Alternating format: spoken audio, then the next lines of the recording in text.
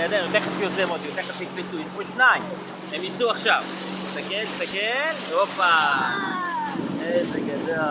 תראה פה, גלעד, תראה בצד. וואי, יש למטה, אתם לא מבינים כמה. הנה אחד הולך לקפוץ פה ליד השירה. יש פה מלא.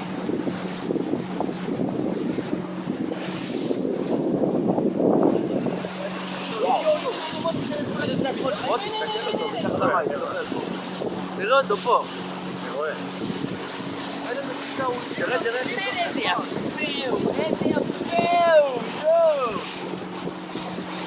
איזה מדהים.